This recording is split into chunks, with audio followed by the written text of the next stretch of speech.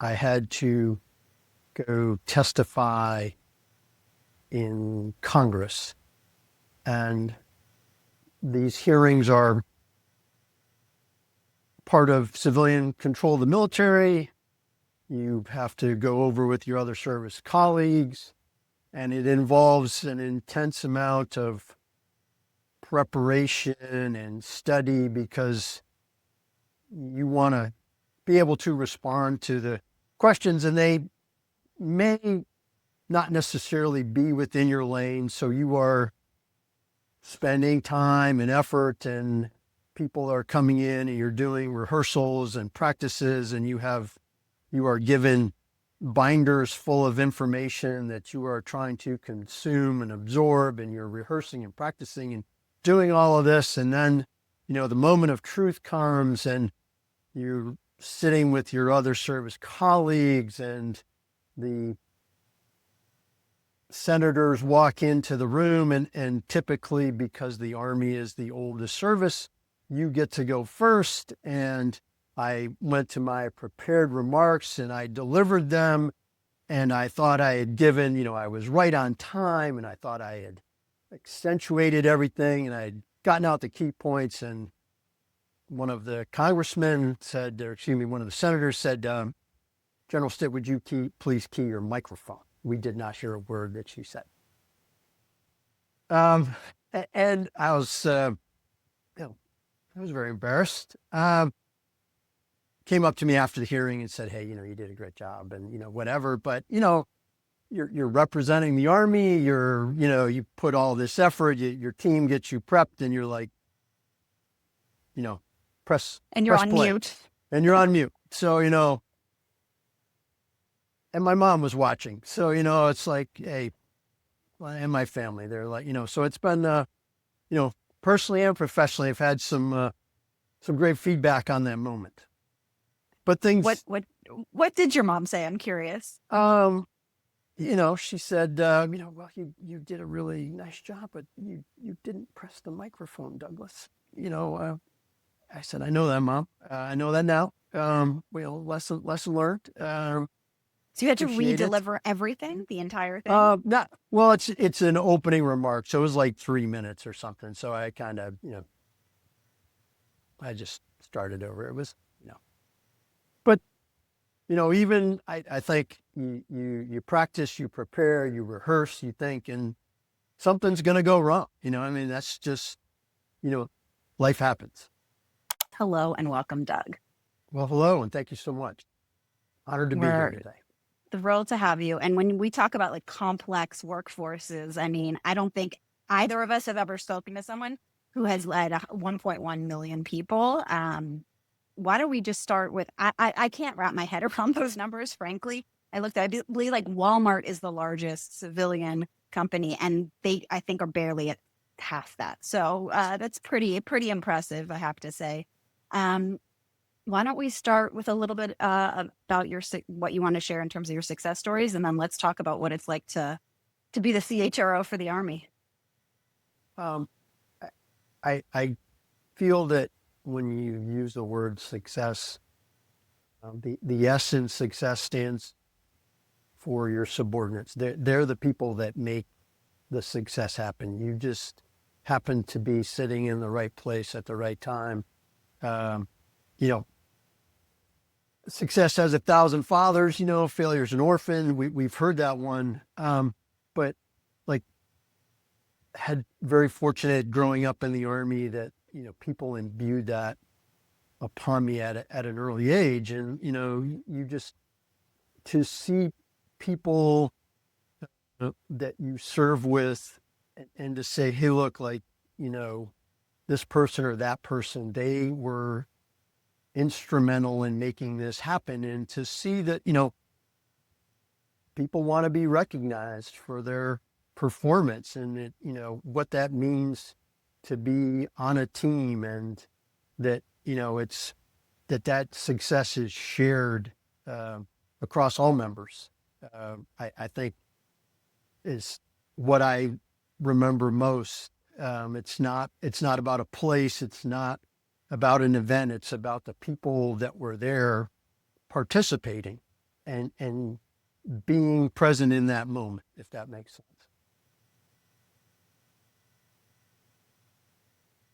I mean, that I can understand why you are able to be successful when you're able to give props for other people beneath you. I will say the military is unusual in that it's not just when you get promoted, it's not just, oh, we're going to bump your salary. It's more stripes and stars on your uniform. It's a big deal there. So, um, can you talk to me about the team you led and how you built that team? Um, and you also, I think, growing up in the military, you get to work with great people that tell you great things, and you wear your rank on a certain uniform, and like right here on your chest. And I had a commander that would point to his chest, and he was like, they don't give you this for free. Um, and I think he was trying to be a little witty, but it stuck with me for a long time. And how do you kind of look at people? You don't often get to choose in the Army who's on your team. So okay, who am I as a person, and then how do I invest time to sit down with Karen and Omar and Doug or John or Jane or whoever to say, look, like I'm not the smartest person in the room, but when I speak to you, I'm going to give you the gift of time. I'm going to be present. I'm going to look you in the eye. I'm not going to look at a watch. I'm not going to look at my computer. I'm not going to look at a phone. You and I are going to have a conversation, and I'm going to see how you're wired. I am going to tell you how I'm wired. I'm going to be genuine, authentic, and humble in presenting myself. And I think just, being able to spend time with people, connecting with them, not being transactional, getting beyond, people show up to work.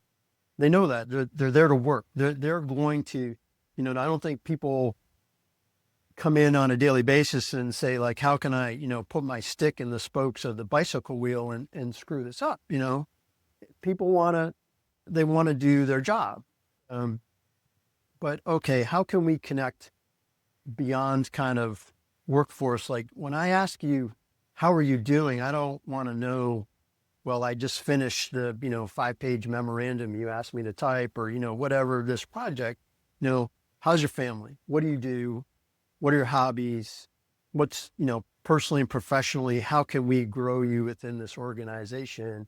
And putting, HR is not about, we feel at times, it's very process driven. It's not processing the humans, it's humanizing the process and really getting to that aspect, whether it's 1 or 1.1 million.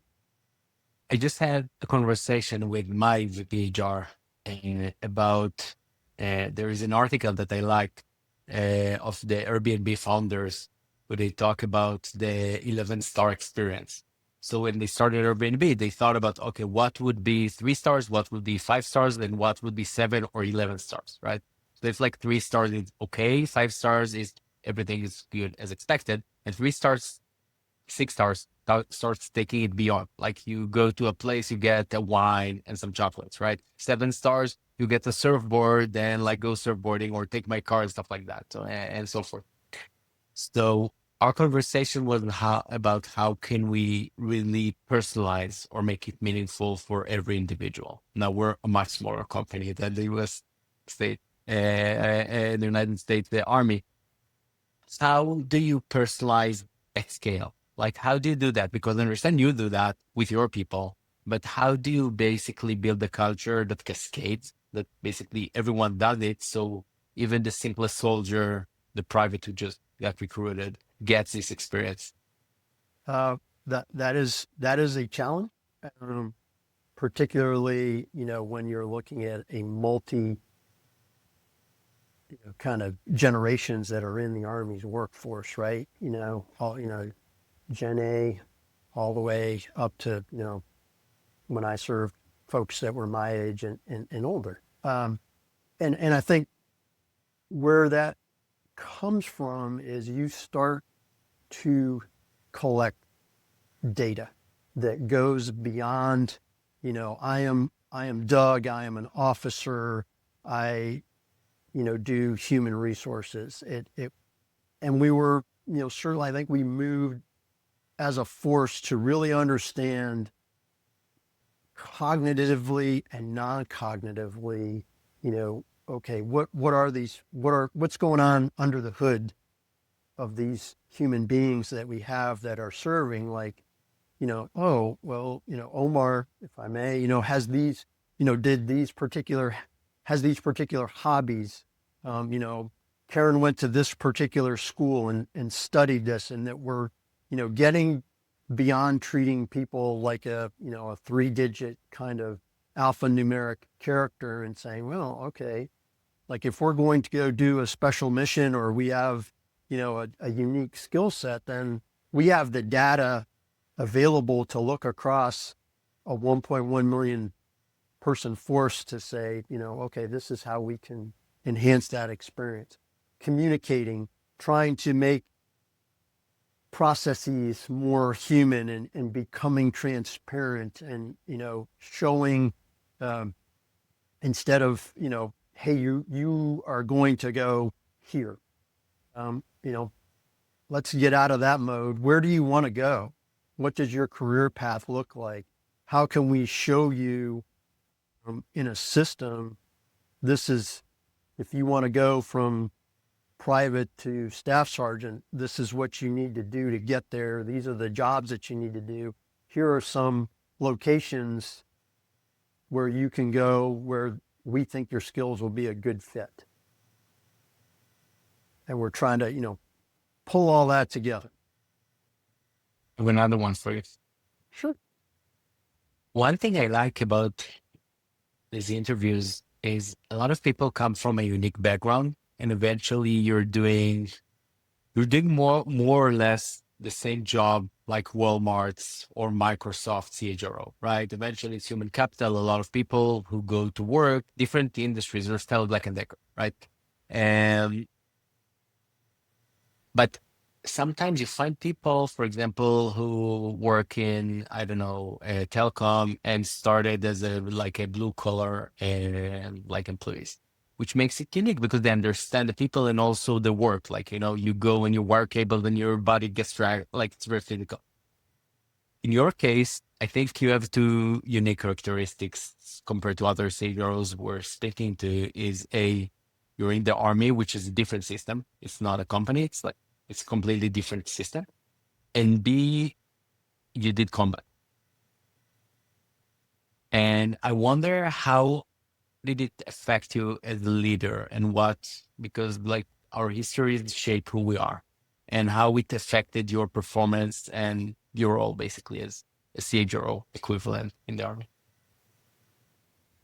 I think, again, serving in the organization and being the CHRO, you came to work every day knowing that, there were men and women in harm's way. And ultimately, even though you're in Washington, D.C., and these men and women are around the globe, like they are the reason why you exist. It is not the inverse. And reminding your HR workforce, like, hey, this is why we're doing this. And,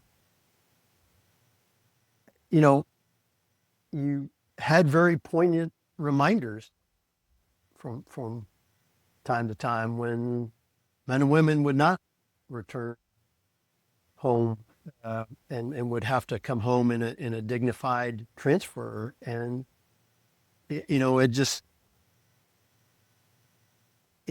every day I went to work in the office where my predecessor on 9/11 was killed. If that doesn't motivate you every day to do your job, then I or inspire you or give you the necessary, lift. I'm not trying to sound maudlin or anything. I drew great significant inspiration from that. That you know, I needed to show up every day and give the very best I could for the men and women that were served.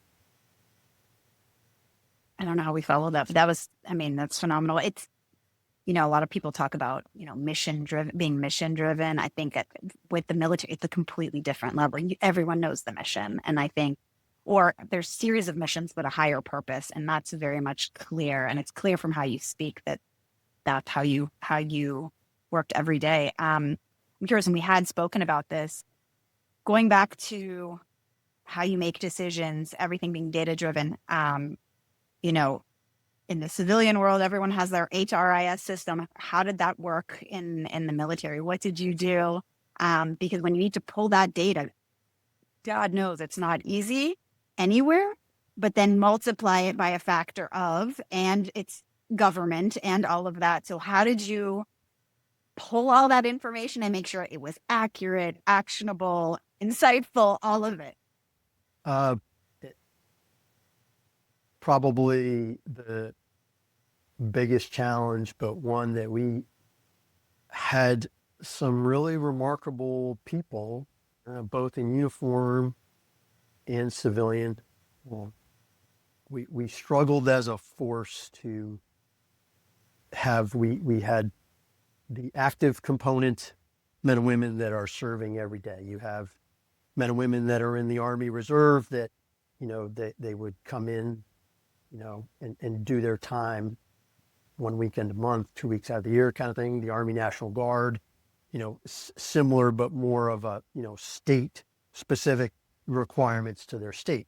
And each of those three components all had their own data, their own system. So three separate silos of information. So a relatively benign request of like, how many people are in the Army today, Doug? Would cause some significant literal, physical, and mental gymnastics to answer that question because you're pulling it from three different systems. So we, you know, as a force, we fielded this integrated personnel and pay system, which for the first time you could see, you know, it wasn't as simple as like clicking a button, but you could have a high degree of accuracy of, okay, this is how many people are in the Army, the total Army today. And then adding in talent management modules and then adding in pay so that from a, even though we're not a business, but to be auditable and to understand and start to see really like, okay, when we're paying Doug this kind of bonus, you know, what did, you know, how long did he stay? You know, was that, you know, money, did we get return on investment? And what does that start to look at? And then not just being able to do those kind of rearward analytics, but okay, let's get into predictive analytics like you were talking about. Like, okay, if we, you know, kind of do this with some compensation adjustments, we think, you know, 2 or 3 years from now, we're going to look like that. So it was a significant lift. Again, a lot of great people put a lot of time and effort into it. I don't think it was, from my perspective, looking back, it wasn't as much about the technology as it was about a shift in culture. That you have to, getting stakeholders all the way from individual soldiers to senior leaders, to get the senior leaders to say, you know, hey, can we trust you that this is not going to be perfect. It is going to have some problems. You need to communicate those problems whenever you encounter them. How are you fixing those problems? And also ensuring that you maintain transparency with the consumer in the field, that they have trust in the system, and that culturally the Army is moving from a, you know, a less data-centric to a more data-centric force in how we're making decisions on people. Oh, I love it. Now let's sort of shift.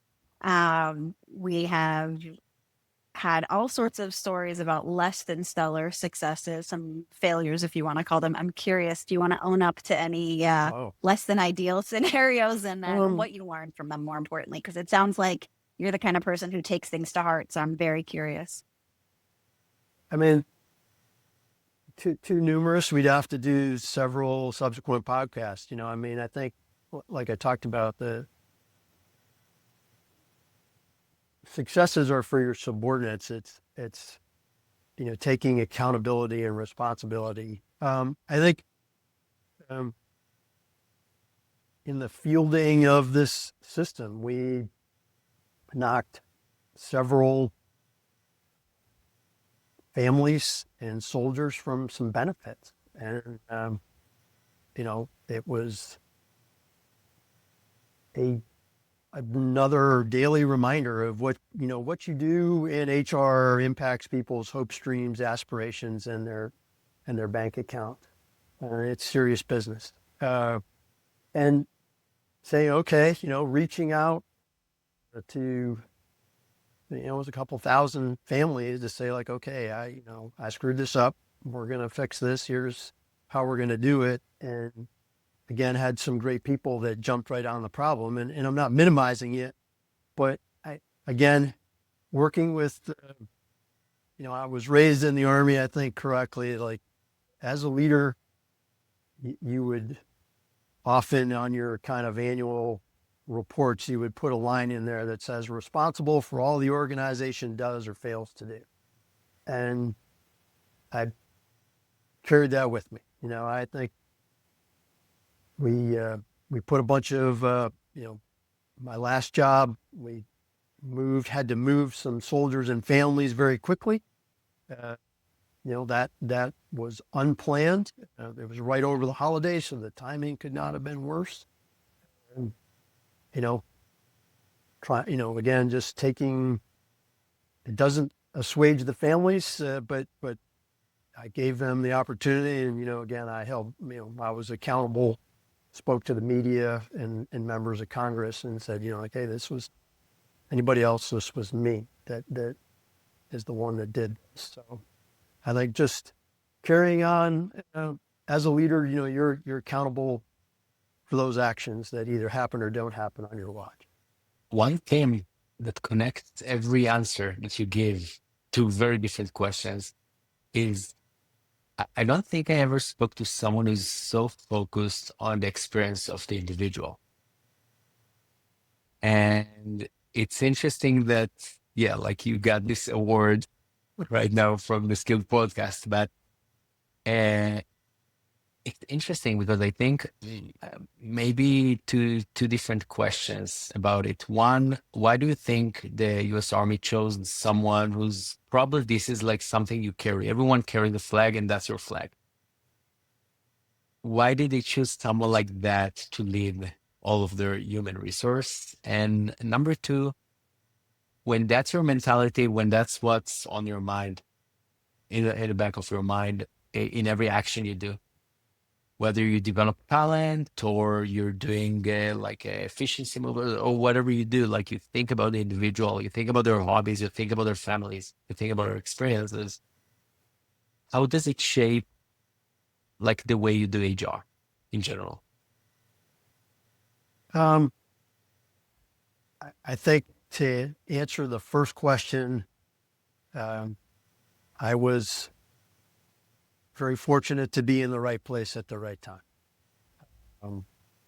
I was chosen by the Chief of Staff of the Army and the Secretary of the Army. They demonstrated their trust and confidence, and for that, I am forever grateful. I think to the second question, I wanted people to enjoy their Army experience as much as I did, but also, they're the most, the Army is about people. It's not about a ship. It's not about a plane. It's about a human being. And we don't, that is our business, our competitive advantage. So if you don't have human beings serving, you don't have an Army. And, whether they were going to stay in for 2 years or they're going to stay in for 22 years, how they are treated along their life cycle makes a huge difference. And I think it was, trying to imbue that across our HR team in the Army that the Army could not do what it does without its HR department. They play a very mission critical role. Certainly, I'm not diminishing the role of the warfighter, but you need great people uh, behind the scenes that are setting the conditions for the Army to go out and do its global mission. Is this a recruitment video? It's working so far. I want to ask you our final question here. I mean, I can hazard a guess as to what you'll say, but what skills do you think are mission critical if you're going to be an HR leader in the military, but also I think a leader in the military in general? You're setting the stage for that. So I'm really curious about the skills that you think are the most valuable. I think I'll steal some from some of the other folks that I've heard on the other podcasts. And some of these I probably, had the benefit of maybe picking up along the way, but being authentic, being genuine. Again, another great aphorism that I heard as a young officer was, they don't care about how much you know until they know how much you care. And caring for people, caring for the mission goes a long way. And I think hard work, HR, it's extremely rewarding, but you have to roll your sleeves up and you have to get in there. It's not for the dilettante or for the weak of motivation. You got to get in there and do some grinding every once in a while to get some outcomes. Well, you are such an incredibly humble and gracious individual, and I want to humbly thank you for joining us. This has been fascinating. I'm curious now what you're up to. How do you go from 1.1 million to just you in retirement? What's retirement looking like for you right now? I am, I'm looking for a job, and it's a unique experience to kind of be on the other side of the ledger. And I think part of being a leader is learning and trying to learn how HR works in the civilian sector, trying to do some translatable skills that, again, I'm a leader first, HR second, and I think I can help a business grow and move forward because it's a, mission first, people always kind of culture, I think, in the civilian sector as well. Amazing. Well, thank you so much for joining us. No, thank you for having me.